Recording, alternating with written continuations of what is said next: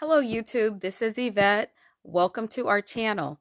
If you are new to the channel, this is the channel where we seek the Lord and we walk upright in righteousness.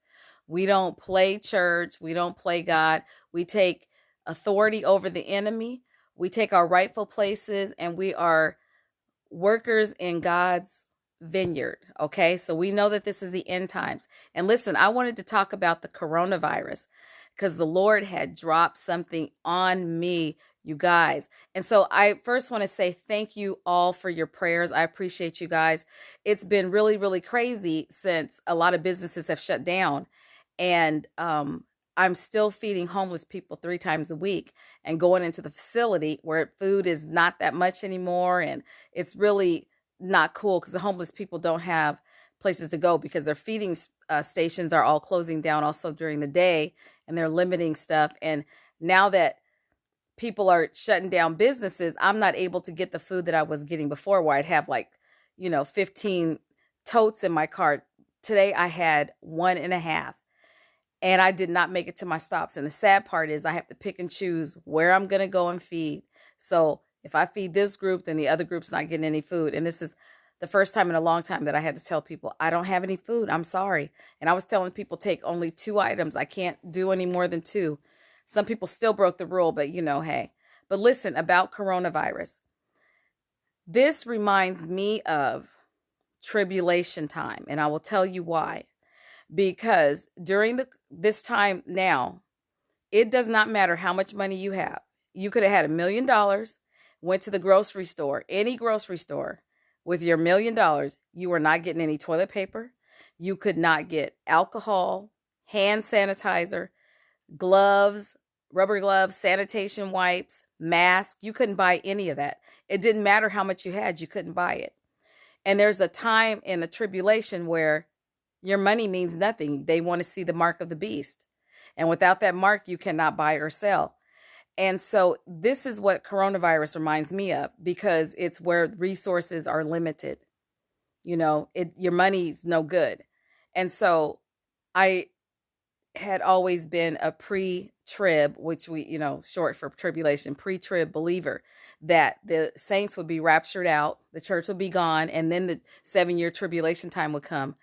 I have always thought that all my entire life until I saw a teaching and got a whole different vibe. And then the way things are going on earth and the fact that God has been teaching us, I'm seeing something totally different. For example, the Lord has been waking me up and showing me some stuff, okay? So one of the things that really bothered me is for many years I went and I was vegan. And I was vegan because I didn't like the genetically modified food. I didn't like what they were doing to meat. I'm like, I'm not eating it. And mostly I went vegan for health reasons. But then after being on my health, trying to eat a healthy diet, you could see where the genetically modified seeds were coming in, and they were taking like seeds out of the grape, seeds out of watermelon, so it won't reseed itself. They were adding chemicals into our food to where you could kill the weeds all around the plant, but it wouldn't kill the plant. So they were modifying the seed and putting this weed. Oh, I don't know what it was. But anyway, there's some huge companies that are doing this. And so even if you buy plants and you want to plant a garden, you have to make sure you're getting seeds that have not been genetically modified, because a lot of that's what's on the market. So I started seeing what was going on with the food supply. Like there's starvation all over the world, not because people were poor, but because those seeds, those genetically modified seeds went out and they don't reseed themselves. So they were, these farmers all over the world were told, hey, this is a better seed. You don't have to do all this work. And they got the seed. Well, that seed, you can only use it for one crop. When these guys were used to saving their seeds and reseeding, now they couldn't afford to go in and pay that and buy the seed again. So that's the end of that. So population's dying off. I think it's purposeful. There are some of us who believe that, and we've been listening to messages where they feel like there's too many people in the world and not enough resources for everybody. So they need to kill about 2 billion people. So they don't mind that people are dying of starvation. And things like coronavirus help to get this message across. So I'm seeing where man is stepping in, trying to do some stuff, but the Lord is showing us, hey, Remember, I told you about the signs, about the pestilence in the land and all these things that would come to pass. I said the end is not yet. So it talks about him coming as a thief in the night. But for us who know the signs, it's not, that night's not going to take us by surprise, because we're going to know the time and the season, which is why it's so important that we learn and we participate in the feast that the Lord have. Because the feast, here's the thing about the feast that the Jewish people, Israelite people understand. They know that Messiah came and he fulfilled certain feasts. So he's fulfilled Passover, which was his death, first fruits, which is him rising up. The fall feasts are the ones that have not been fulfilled. So every year that we have the feast, we go through the feast, we expect him to come. He doesn't come on that feast. Okay, not this time. So then, see, Jewish people know. But here's the wake-up call that I got. So while we're down here and things like this where they're starting to shut cities down, like our grocery stores have limited hours, there's limited product. People have went in and bought up so much stuff. But even before coronavirus hit, we had stuff at our house that we were, storing because we were preparing for the tribulation time, knowing that, look, there's going to come a day where there's not going to be food. Listen, we have to have some food. So in my opinion, this is a practice run for us to see, look, you need to get ready, get your house in order. That being said, it is important that we do not fall victim to what the enemy is doing. Let me tell you what the enemy does. He goes and he corrupts everything that God has. So Adam initially was placed in the garden. Adam and Eve sinned. They were they were kicked out of the garden. And so they didn't have that gorgeous garden anymore. Listen, all through the Bible, they grew vineyards. They had food and they were commanded to feed the poor. Don't take all of your stuff. Don't go and, harvest the entire field. Leave the corners for the poor people. And so even now, when we're having our houses and we're planting gardens, we're not growing food. We're growing beautiful flowers, ornamental trees. I saw a tree. It's called a dove tree. That tree is so beautiful. Or the nickname is a dove tree or a handkerchief tree. It is so pretty. It has like white leaves that look like hankies that just flutter in the wind, or people call it a dove, like a dove flying in wings flapping. That tree is so pretty. But listen, it does not bear any fruit at all. So even if you had it in your yard, it's not going to produce a single thing for you to eat.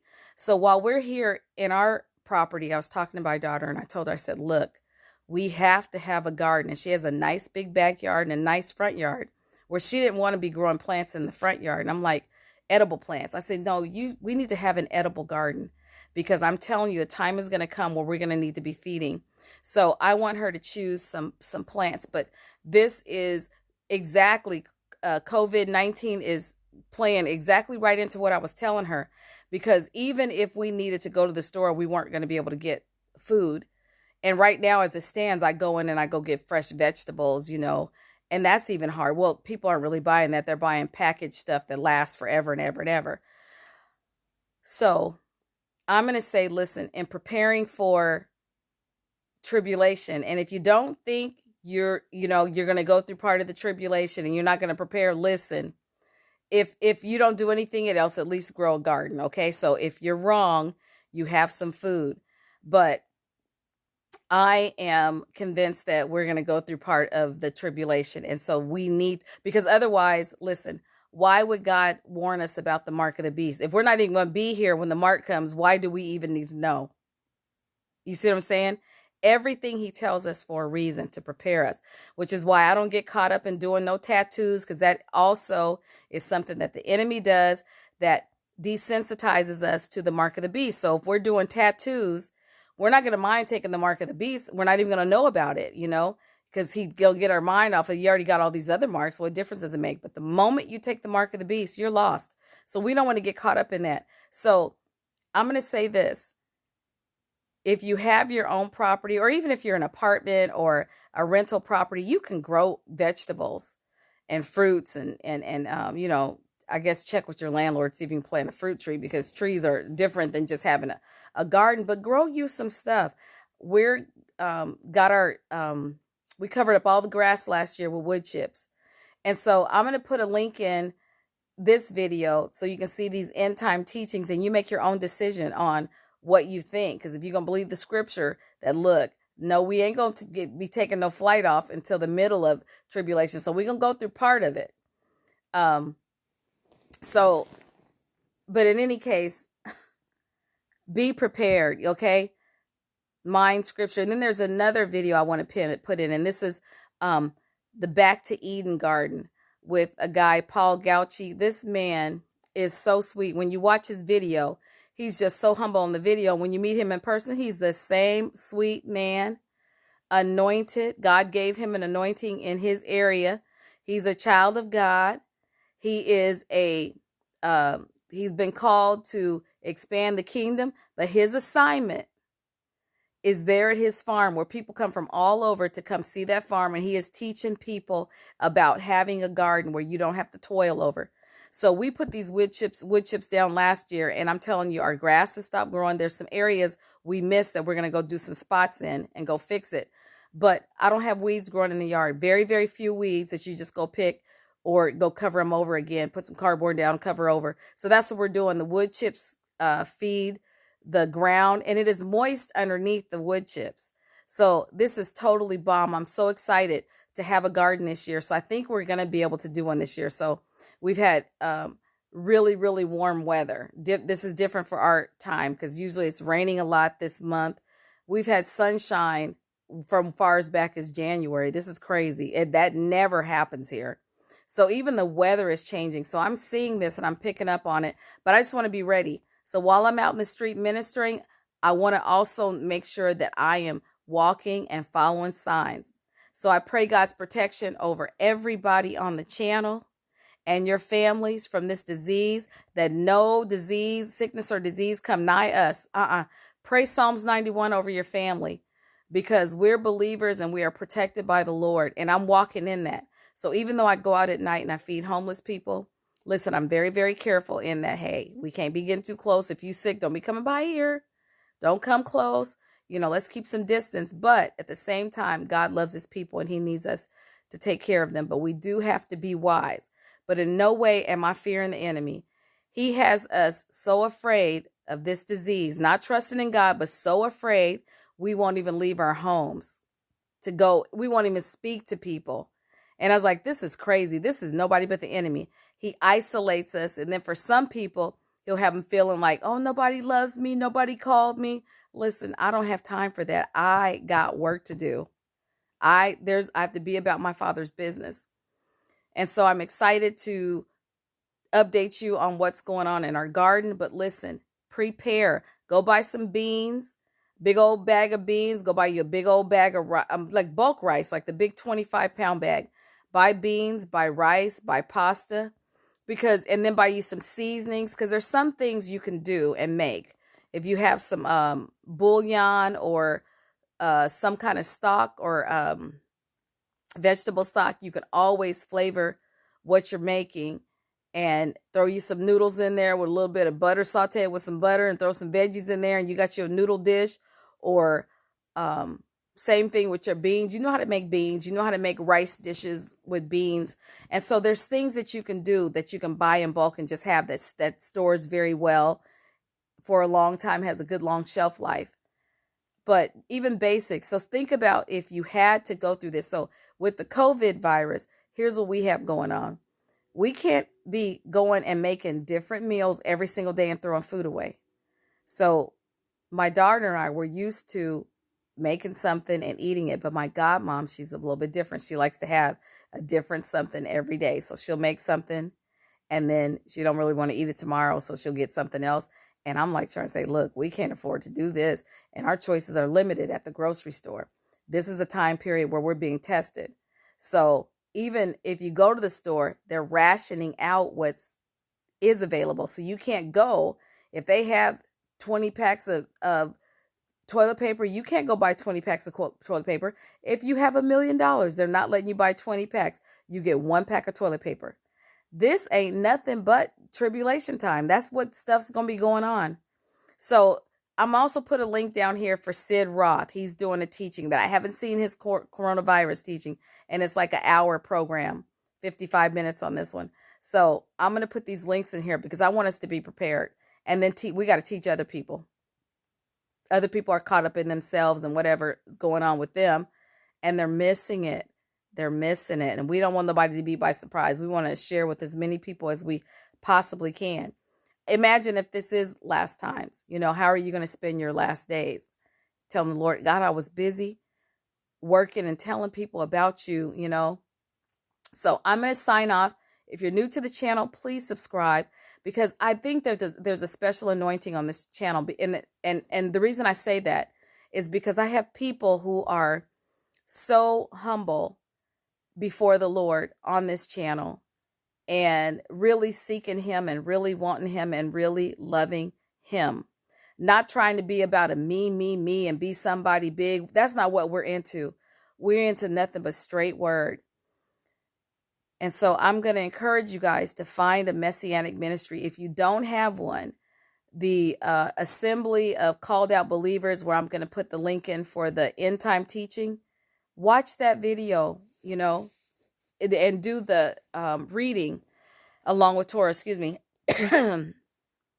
the reading so that you guys can start learning about the feast and the seeing who Yeshua was, finding him in the Old Testament. It's amazing. It's amazing. It's amazing. It will touch you.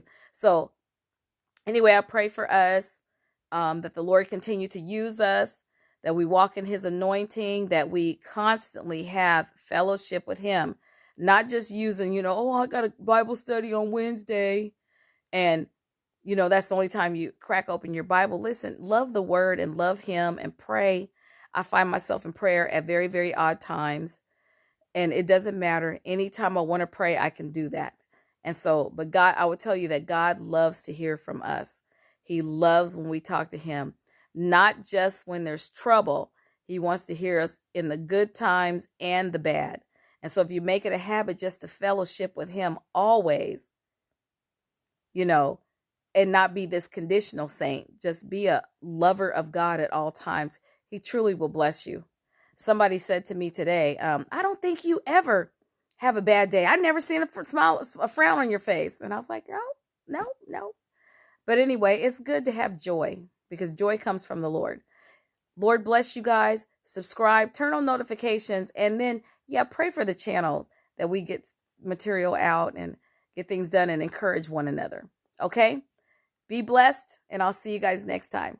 Bye-bye.